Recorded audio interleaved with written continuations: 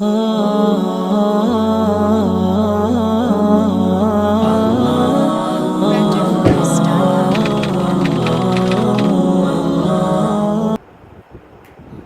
کی بھی غیرت کا مسئلہ.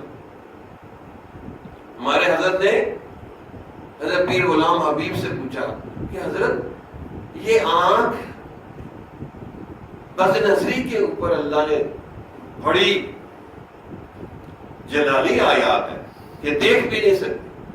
تو بڑے حضرت نے فرمایا یہ اللہ کی غیرت کا مسئلہ کہ یہ آنکھیں تو میری کائنات کو دیکھیں اور اللہ کی معرفت پہچانے. یہ آنکھیں تو میرے دیدار کے لیے تھی، قرآن پڑھنے کے لیے میں نے دی تھی، یہ عورتوں کو دیکھنے کے لیے تو نہیں دی تھی.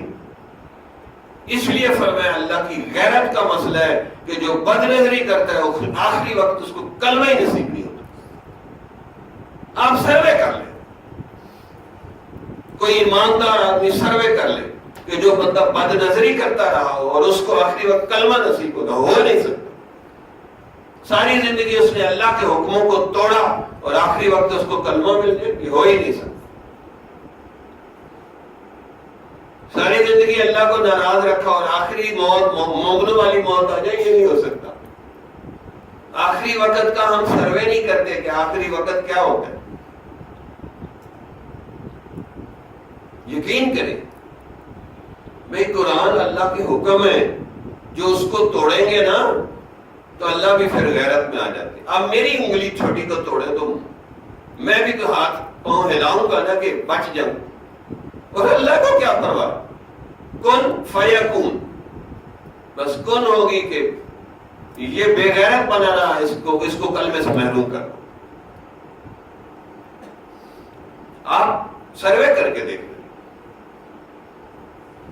اب اس کا نام کیا رکھا؟ آزادی. تو شکر ہے علامہ اقبال نے آزادی کے اوپر بھی شعر کہہ دیے کہ داڑھی منڈوں کا پیر بھی داڑھی منڈا ہی ہوتا ہے.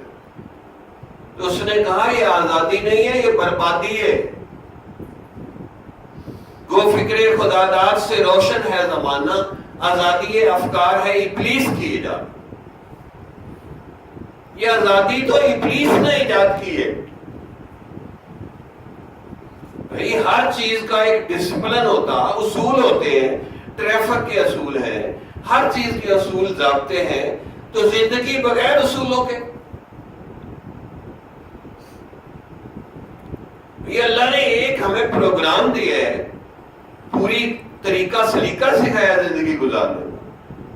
اور جمال الوجود بذكر الإله وتصفو الحياة بنور هدى. جمال الوجود بذكر الإله